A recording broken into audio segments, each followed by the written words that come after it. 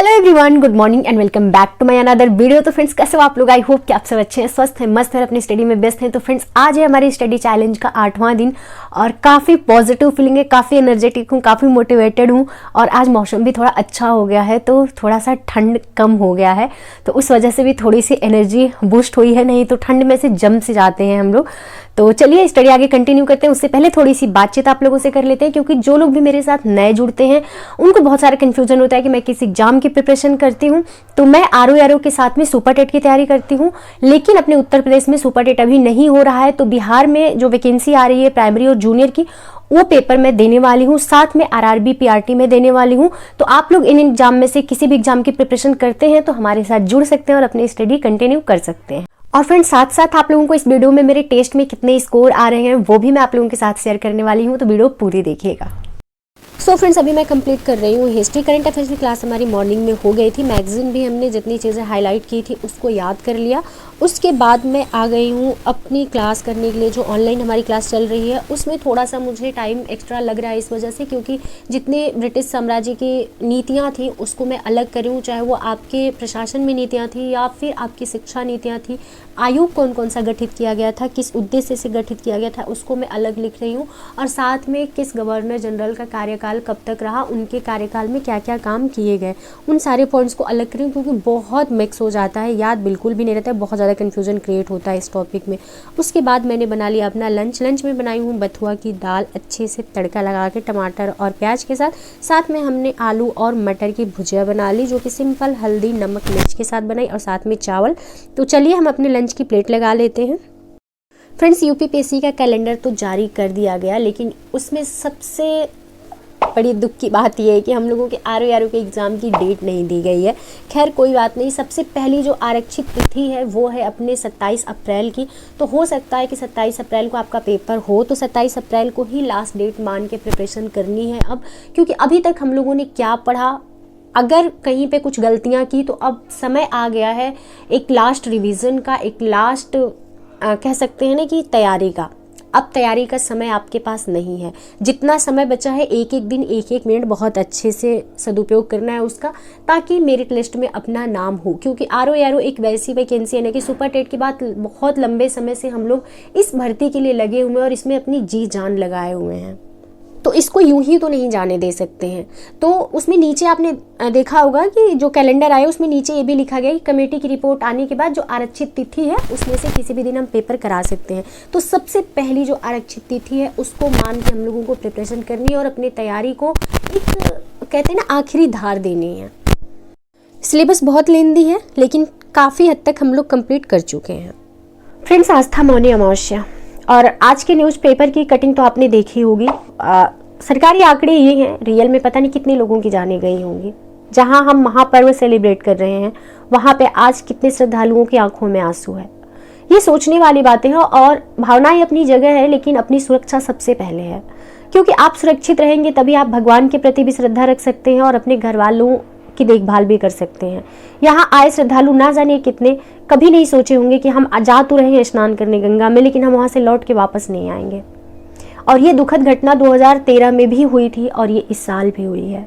Friends, आप लोगों से इस वीडियो के माध्यम से मैं एक छोटी सी रिक्वेस्ट करना चाहती हूँ कि ठीक है, ये महापर्व 144 साल बाद है, ये स्नान का संयोग 144 साल बाद बना है। ऐसा संयोग 144 साल बाद आएगा जिसमें हम सब नहीं रहेंगे, हम सबको देखने का मौका नहीं मिलेगा, हम सबको स्नान करने का मौका नहीं मिलेगा। लेकिन हम यही कहना चाहते हैं आप लोगों से कि जितने भी कम भीड़ आए इस समय पे उतना, क्योंकि सबसे ज़्यादा जरूरी है अपनी सुरक्षा। और भीड़ जब कहीं भी अप्रत्याशित होगी तो ऐसी घटनाएं होना स्वाभाविक सी बात है, होगी ऐसी घटनाएं। तो कुछ अपने आप भी सावधानियां बरतनी होती हैं। गंगा माँ वही है, संगम वही है। गंगा यमुना का जो संगम है, जो गंगा यमुना सरस्वती त्रिवेणी है, वो कहीं नहीं जा रही हैं, वो वहीं पे रहेंगे। आप बाद में भी आके स्नान कर सकते हैं, लेकिन इस समय जो श्रद्धालुओं के परिवार को पीड़ा पहुंची है वो शायद इस पीढ़ी तो क्या, जब भी ऐसे महापर्व आएगा, जब भी महाकुंभ आएगा, लोगों की आंखें नम हो जाएंगी। सो फ्रेंड्स, वायसराय वाला चैप्टर हमारा हो चुका है कंप्लीट, और उसको कंप्लीट करने के साथ साथ मैं आगे बढ़ चुकी हूँ। ब्रिटिश राज्य में जो शिक्षा नीति हमारी थी वहाँ तक मैं पहुँच चुकी हूँ। देखती हूँ आज इसको मैं कंप्लीट कर लूँगी जितना भी समय मुझे लगे। तो उससे पहले इस वीडियो को मैंने एंड कर दिया था शाम को 6 बजे ही, क्योंकि इसके बाद मुझे वीडियो एडिट भी करनी होगी। यही मैं सोचती रह जाती हूँ कि चलो मैं अपने पूरे शेड्यूल को कंप्लीट कर लेती हूँ, उसके बाद वीडियो एडिट करूँगी। इसी चक्कर में जो मेरी 21 डेज की वीडियो थी वो मैं कंप्लीटली आप लोगों के साथ शेयर नहीं कर पाई हूँ। तो जो 1 घंटे का वीडियो को एडिट करने के लिए मैंने ब्रेक रखा था उसका टाइम मैंने चेंज कर दिया है। अब शाम को मैं 7 बजे इस वीडियो को एडिट कर रही हूँ और आप लोगों के साथ शेयर करूँगी, ताकि डेली मैं आप लोगों के साथ वीडियो शेयर कर पाऊँ। क्योंकि आप लोग बिल्कुल भी ये नहीं सोच सकते हैं कि अभी अप्रैल में अपना पेपर होना है। अप्रैल आने में अब समय नहीं लगेगा। तो फ्रेंड्स, कुछ दिन पहले मैं गई थी कटरा, क्योंकि बीपीएससी का अपना नोटिफिकेशन आने वाला है और उसका जब भी नोटिफिकेशन आएगा हम लोगों को बहुत टाइम नहीं मिलने वाला है प्रिपरेशन करने के लिए। तो मेरे पास 10th की एनसीईआरटी पहले से थी, लेकिन मेरे पास 9th की एनसीईआरटी नहीं थी। तो ये 9th की एनसीईआरटी हमने ले ली, साथ में हमने 11th की भी एनसीईआरटी ले ली है। हालांकि आप लोग अगर जूनियर की प्रिपरेशन करते हैं तो मैं ये कहूँगी कि पहले आप फोकस करिएगा 9th और 10th की एनसीईआरटी को कंप्लीट करने में। फिर जब आपकी ये दोनों क्लास की एनसीईआरटी बहुत अच्छे से कंप्लीट हो जाए, अगर आपके पास समय रहे, आपको लगे कि हम आगे भी पढ़ सकते हैं, तब जाकर के आप 11th की एनसीईआरटी स्टार्ट करिएगा या 12th की एनसीईआरटी पढ़िएगा। नहीं तो उससे पहले आप सिर्फ 9th और 10th की एनसीईआरटी पढ़िएगा, क्योंकि समय बहुत ही कम है। बहुत सारे लोग बहुत सारे मटेरियल इकट्ठा कर लेंगे और बाद में पैनिक होने लगेंगे। और रही बात बीपीएससी एससीईआरटी की बुक की, तो बीपीएससी एससीईआरटी की बुक मुझे मिली नहीं, और सच बताऊं तो मैंने बहुत ज़्यादा एफर्ट भी नहीं लगाया। अगर ढूंढे होते और शॉप पे गए होते तो शायद मुझे मिल भी जाती, बट क्योंकि मैंने ये 3 बुक ले लिए थे तो इस 3 बुक का जो बिल था वो 360 रुपये बना था। तो आप लोग समझ सकते हैं कि एस्पिरेंट लाइफ में सब चीज़ को बैलेंस करके चलना पड़ता है। एक दिन में हम अगर बहुत सारी बुकें परचेज कर लेते तो बाकी हमारा पूरा मंथ डमाडोल हो जाता है। तो इस वजह से मैंने इतना ही प्रेफर किया लेना। उसके बाद जब मैं इसको पढ़ लूँगी तो फिर वापस जाऊँगी कटरा, क्योंकि बहुत दूर तो है नहीं, जाके वापस से बुक लिया जा सकता है। तो जब भी मैं बीपीएससी एससीईआरटी की बुक लाऊंगी आप लोगों के साथ शेयर जरूर करूँगी। अभी फिलहाल मैं इसी बुक को स्टार्ट कर रही हूँ।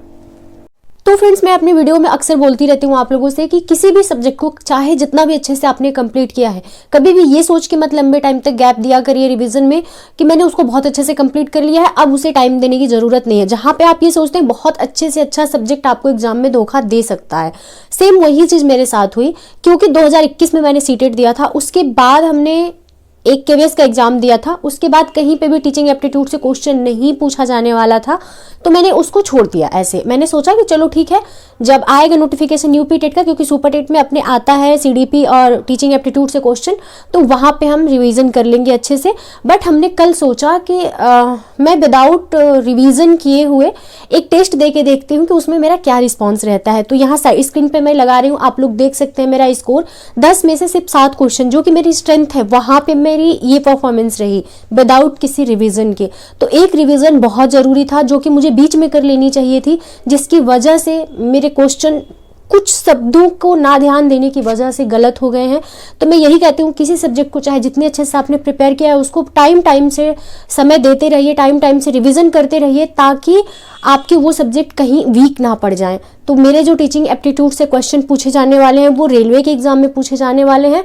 तो मैं 1-1 घंटा अगर टाइम दूंगी तो बहुत अच्छे से कंप्लीट कर लूंगी, लेकिन 1-1 घंटा का टाइम देना अब मेरे लिए बहुत जरूरी हो गया है। वीडियो यहाँ साइड में लगाया है कि 10 क्वेश्चन में से अगर मेरे 7 क्वेश्चन सही हो रहे हैं, वो भी उस सब्जेक्ट में जो मेरे स्ट्रेंथ है, तो फिर रिवीजन कितना जरूरी है, जहाँ पे हम लोग सबसे ज्यादा लापरवाही बरतते हैं।